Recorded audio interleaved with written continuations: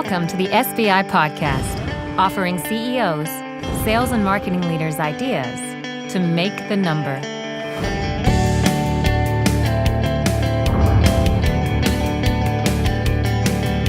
Hello, and welcome to SBI's weekly podcast. My name is Matt Shares, and joining me is George Dillis Reyes. We are with SBI, a sales and marketing consulting firm dedicated to helping you make your number. Today, George and I have a great show for you. We're going to discuss how to have a successful product launch. But before we do that, let's start with a story I'm sure that many of you can relate to. So I want you to close your eyes, and I want you to envision this. Sitting around the table, it's Q4. CEO walks in the room, and he says something to the tune of, George, he's an engineer. George, how are we doing on the new product? Is it ready? Matt, I think we're going to have some delays. It's not going to be as great or as customer ready as we had anticipated or we would have liked, but... Nope. George, we're launching. It's got to be ready. I'm not going to listen to any excuses. Hey, George, CMO George, are you going to have leads ready? And are we going to be ready to go at sales kickoff with all the messaging for the new product? You know, we're going to be running a bunch of campaigns. We bought a bunch of lists. We were hopefully focusing on the right buyers, but we're not really sure if it's going to be cross upsell or... George, listen, I told the board, we spent a lot of money on this. We're going to make this happen. You're my CMO, make it happen. By the way, now you're my sales leader. Hey, George, so I'm taking a look at the new product launch. This is really going to expand your TAM, your total addressable market. You're going to be able to deliver not only the 7% growth we're expecting next year, but with the new product, I'm expecting at least another 3 points. Matt, 3 more points? Yeah. You know, where are my playbooks, Matt? Where's the messaging for the new product? Come on, you expect me to, create a miracle here? Come on. Listen, all I ever hear from you guys is you don't have enough product. I just built you guys something great. You've got something to take to the marketplace. I'm not interested in excuses. What I'm interested in is revenue. We're making a commitment. We're going to deliver on the new product. Oh, by the way, send Susie in here from Learning and Development because you know what? I better see some training at sales kickoff, and we got to make sure the team's ready to rock. This thing has to be flawless.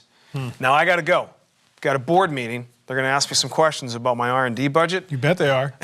And I'm going to make sure that I tell them we are going to deliver on the new product launch. Good luck with that, Matt. So, sound familiar? This is life. And you know what, George? It's not an indictment. Everybody's working really, really hard. Harder than normal. Thoughts? Well, I mean, why does this happen, right? I mean, and it happens so regularly, and in SBI's 2016 research report, How to Make Your Number, we found that only 9% of companies were able to achieve what we call level 5 on the revenue growth maturity model. So why do you care? I'm just trying to launch new products, George. That's not relevant. Oh, really? Yeah. But I'll tell you, companies that are at a level 5 on the revenue growth maturity model are 4 times more likely to make their number than miss it. So if you're going to be launching a new product and you're going to be relying on that new product to hit your number, you definitely want to be on a level 5 on the revenue growth maturity model if you're going to want, again, if you want to hit your revenue number. Got it. So for our listeners, the reason why the revenue growth maturity model is important, and this research that we did, is that when it comes to launching new products or new services, which so many of you are tasked with doing, what we found when we went out to the market and went through our process of interviewing over 900 executives, taking a look at over 300 strategies, 10,000 documents, hearing from salespeople, as it related to launching new products, which is always super important, a lot of companies really struggle to do that. And when you think about the level 1 through 5 revenue growth maturity model up on the screen, to be at that level of predictable, right? Where you have a strategy at the corporate level, you have functional strategies, those strategies are being executed, they're internally aligned and they're externally aligned, it's very difficult. We caught up with Bal Dale, and Bal is the CEO of JDA Software. And specifically, what Bal talks about is the process that they go through as they consider which products in which markets and also how they execute a launch. Let's take a listen. Yeah, look, at the end of the day, if you're a salesperson, it's easy to blame the product and it's easy to blame services. That's the reason why we have them all in the room together. And at the end of the day, we also, we say, look, we ultimately have to grow the business. So if the sales leader turns around and says, I can't sell, warehouse management because the product stinks, right? The product folks will turn up and say, well, hey, by the way, just want to let you know, all these industry analysts, so the Gartners, the IDCs, et cetera, they actually rank our product really high. In fact, Gartner does actually rank our products pretty high. So you would have that discussion, which is, so why are you saying this product isn't going to work in this market, right? Because clearly we have external validation that it works. We have many other customers in other parts of the world that use it. So why is that the case? It's the debate. You want to have them discuss it. Now, the salesperson might be right. They might say, well, look, I hear all of that, but by the way, you're selling it into Latin America, and we don't support Portuguese, right? So let's say if that was an example, right? Well, then that may be a legitimate thing, right?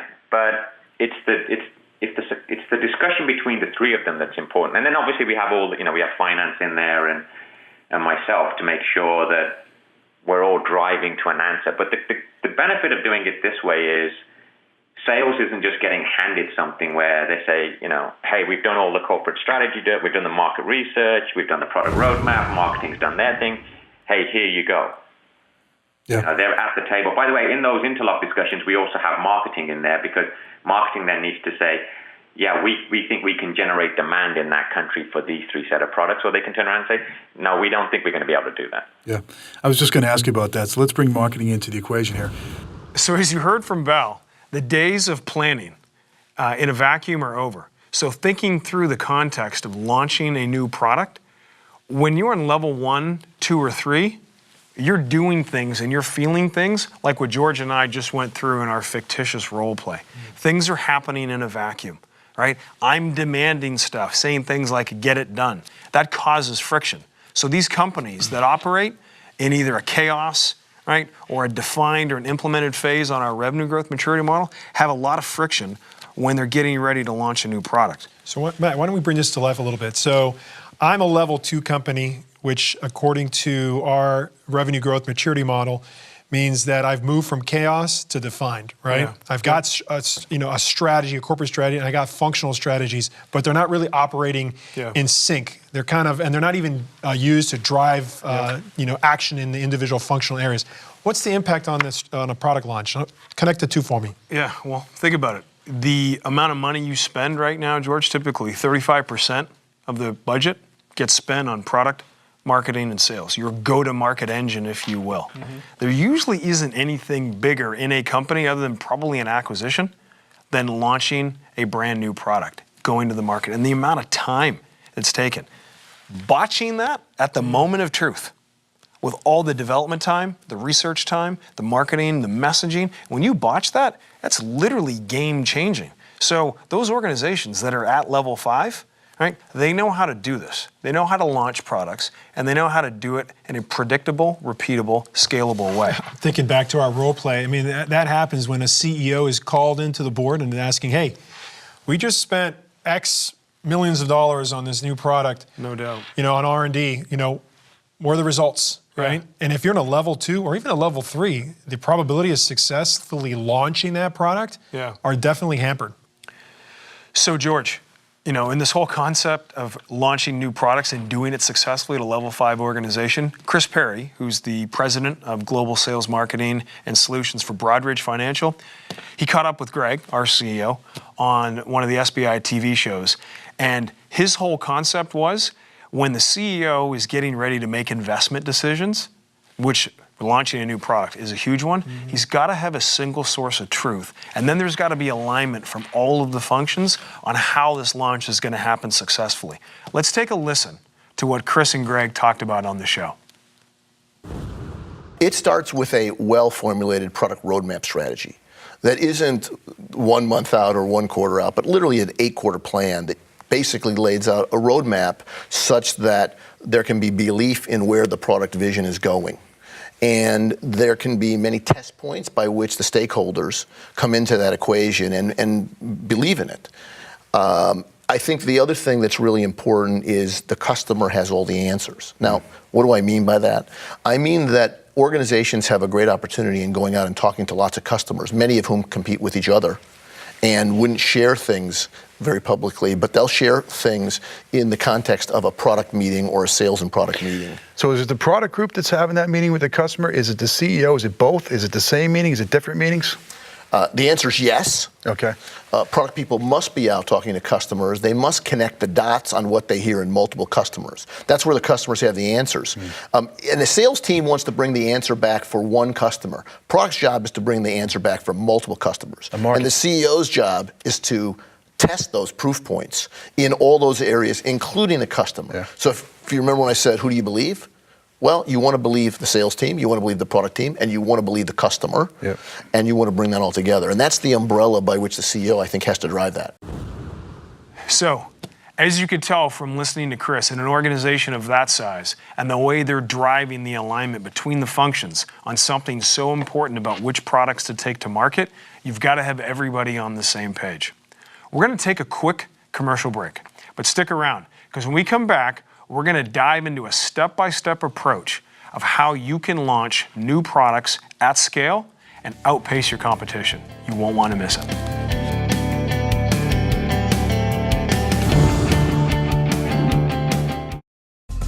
Each day, you receive hundreds of emails, tons of text messages, countless telephone calls, and sit in too many meetings. How do you find ideas to make the number with all this noise? The SBI blog filters all this nonsense for you and presents only first-rate ideas to make the number. Simplify your life. Subscribe to one blog and read the best content. Go to salesbenchmarkindex.com and subscribe today.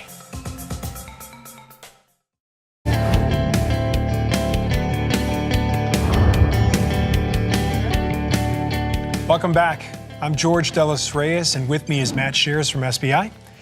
And we're discussing how to launch new products at a level 5 to ensure you have a successful launch and deliver on the business objectives. You can no longer execute in silos to be successful. So for the purposes of our discussion, Matt, we're going to use SBI's 4-step strategy for launching products as a guide.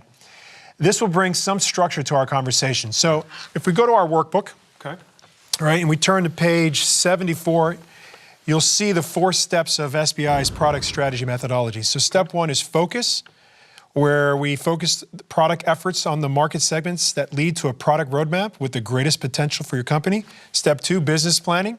Develop business plans that help make product investment decisions. Step 3, build. And this is all about building products or product packages that will be in high demand in the marketplace. And step 4, this is where we want to focus our conversation today, is on launch, right? Ensure the entire organization is prepared and able to bring the new product to market. So again, going inside the workbook, if we turn to page 98, on the launch, there's 3 critical steps in the launch step. It starts with messaging, right? It's critical that we communicate the value of our products and why someone will want to buy it over the competition. That's what messaging is all about. Next is launch plan. And ensure that the organization is prepared to take this new product to market. And then lastly, the execution, right? When it all comes together and execute the launch plan. So let me ask you some questions as we go through the launch phase. All right, so in the messaging phase, some of the things that as a product leader, you definitely want to have answers to are questions such as, how does our product uniquely solve problems in the marketplace? How do we communicate buyer value for our product? And and here's another one, how have we made use of personas in the development of our value props? You know, it's funny, George, when you think about the answers to those questions and all of the products that get launched, and some people might be saying, well, geez, that's pretty basic stuff. Well, here's the problem. I'm sure everybody has been part of a botched product launch or 2, or right product, wrong message, or right product, right message, wrong execution plan because you put it through the wrong channel. But something broke down in that step. So for the audience, Jeff White has an opinion and Jeff's had a long tenure at Cisco, launching numbers of products, and then his time over at Extreme, on how he informs engineering on what to build, but most importantly, how they stay in alignment. So when it comes to taking a new product to the market, George, these guys have a leg up. Let's take a listen to what Jeff has to say. You know, I think Ed really acknowledged out of the chute that there was not always complete alignment between what his teams were developing and what we were prioritizing in our go-to-market. So for me, getting that dynamic right really out of the gate was really important. It was about, sitting down and listening to him and the dynamic that he brought, and me sharing a perspective and a hypothesis on how I view us growing the business and how I could view us working together in a collaborative way. And, I think it's really easy for companies to fall into the trap of being so focused on making the number and so near-term focus that you some of those muscles that you use to really understand the long-term dynamics of your business and your customers start to atrophy a bit. And I think there was some elements of that were clearly acknowledged, and I think Ed understood that and saw that.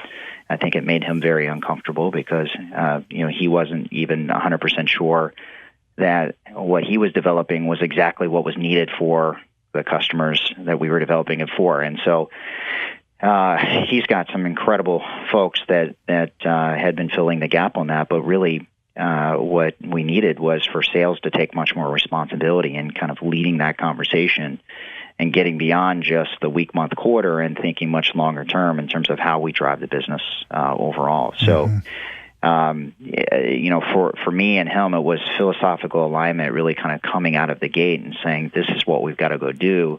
This is the dynamics of, how we have to change the internal dialogue and discussion. And, this is where we have to stand up and show that as two leaders, we're in alignment and that there's bidirectional commitment to each other here around making this successful. And I think that's the dynamic, for me, certainly early on that, Ed and I have been able to develop that relationship based on trust. There's mutual respect there. I understand, very clearly what I've got to go do in terms of leading that conversation with our customers and our partners, and then feeding that back into the organization, help prioritize, where we focus our resources. Mm-hmm. And, ultimately, I believe that will be the key to our success going forward. So you listen to somebody like Jeff talking about this term bi-directional alignment. One could argue that would sound a little bit academic, but it wasn't, George. Because if you have bi-directional alignment, to your point, questions like, what problems exist in the market today? I know that. Sales agrees. How does our product uniquely solve them in a way that's fact-based, defensible, and that we can go to the marketplace and extract value? That's alignment. Thinking about how you communicate value to that product. So at the messaging level, right, which is the first step inside the launch plan, Jeff and Ed were ensuring that neither was making false assumptions and that they were aligned. What just resonates with me is again, the theme of a successful product launch is, really contingent on alignment, right? You have to have alignment between the functions to get it right. Yep. It's not just a product thing. It's a product, marketing, sales thing, right? No doubt. Absolutely. So it's time for another short commercial break, but don't go anywhere. When George and I come back, we're going to discuss the last two components of how to have a level 5 product launch to ensure that when you take something new to the street, you do not miss. Stick around.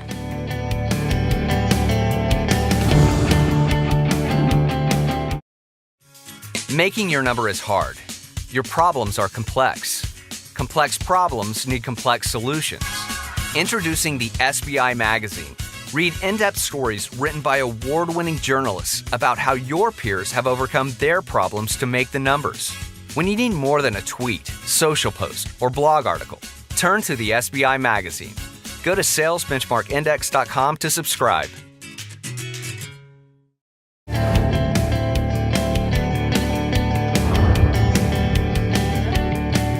Welcome back. I'm George Delos Reyes, and with me is Matt Shears. Before the break, we were discussing why there are so many failed product launches. And we were using SBI's 4-step product strategy methodology as a way to frame up the discussion. So continuing to discuss product launch, we completed messaging.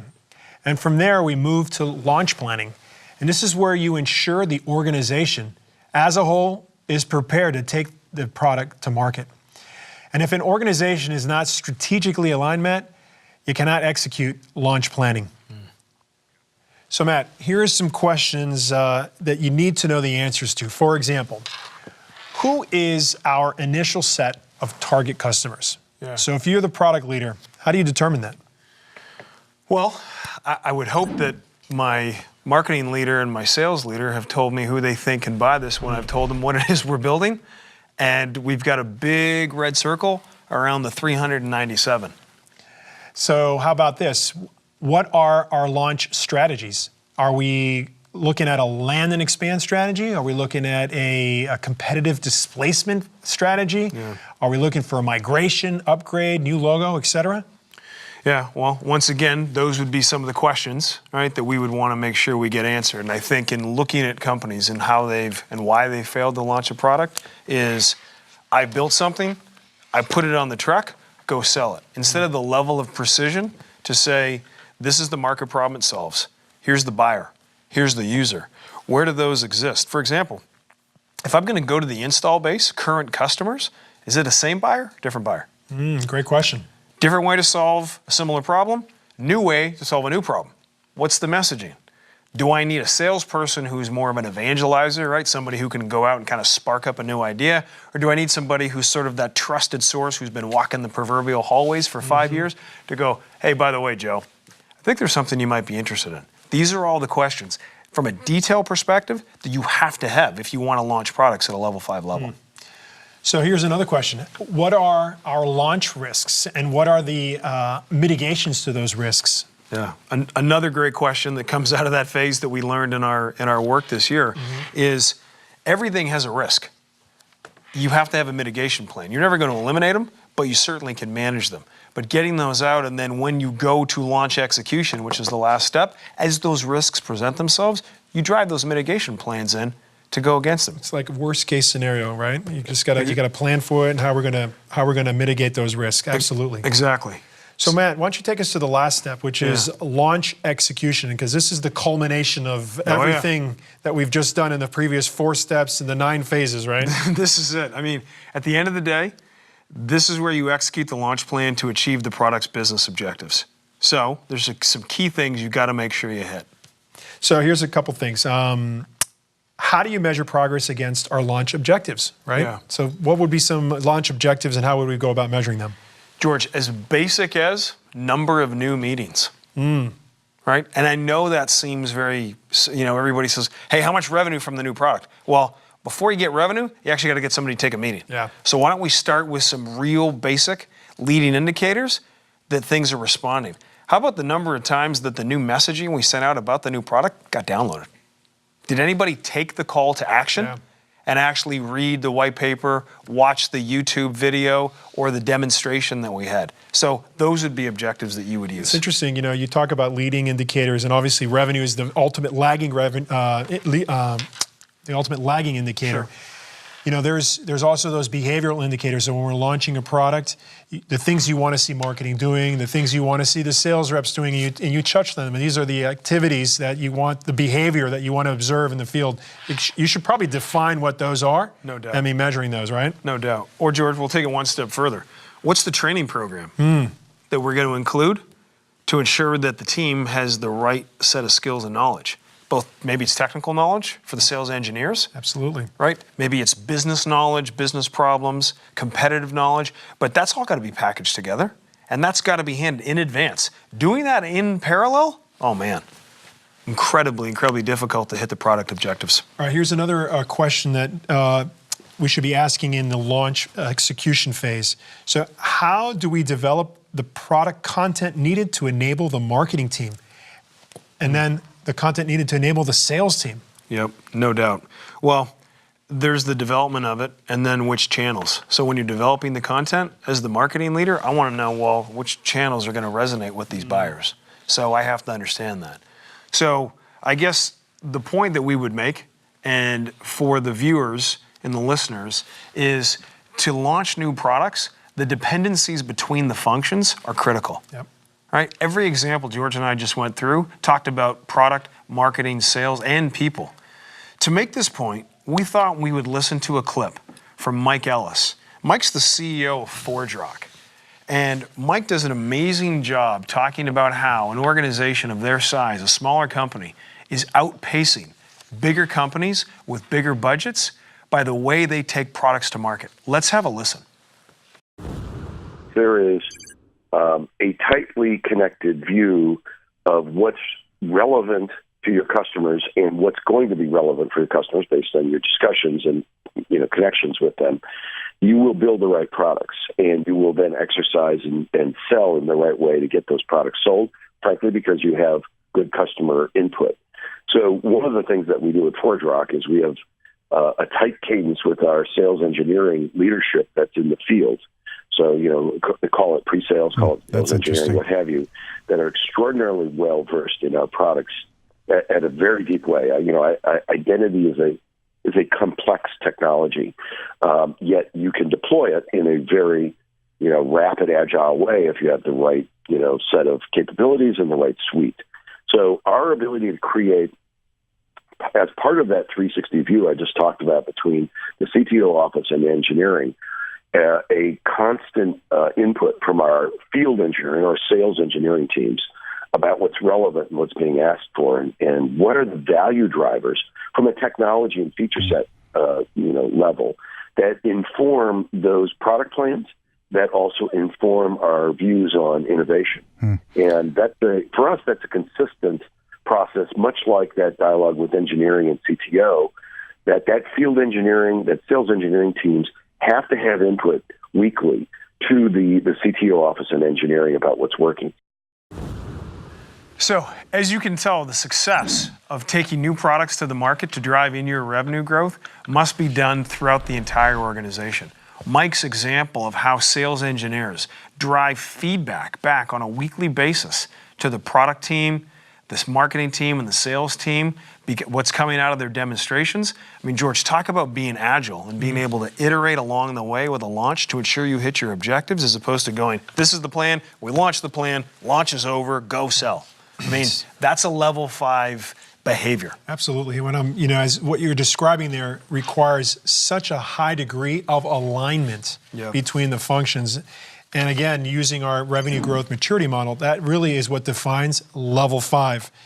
And a level 5 is, again, you have all of your functional leaders in sync with one another. Yeah. They're constantly communicating and ensuring that they have alignment. The wheels are going to be spinning. People are always going to be working hard, but you want them moving in the right direction, in the same direction, and constantly going back and listening to that market to see what's working, what's not working. And any other thoughts about, alignment as it relates to a product launch? I guess what I would say is the days of launching the product and saying, if I'm the product leader, it's done, that's the wrong way to do it, right? Because you could do that, but you're going to be operating at a level 2 or level 3 level, taking care of your piece, of the proverbial pie, as opposed to saying, you know what? I've got to launch this product. There's going to be modifications we got to make. I now have a set of assumptions. Things like the risk mitigation plan. I can now look at the content, think about changing the messaging. Hear from sales about, hey, where are you struggling? Boy, that didn't resonate when you showed them that. The sales engineer's telling me what demo didn't work. Because we've got those interlocks and that alignment, we're going to have better launches. As a result, more predictable revenue growth. As a result, we're going to perform like a level 5 organization. I mean, I guess that would be the big takeaway. It's good stuff. Well, we've run out of time again. Yes, here we are. So we would like to thank you, our audience, for tuning in. If you enjoyed this show, I suggest you subscribe to SBI TV at salesbenchmarkindex.com/TV.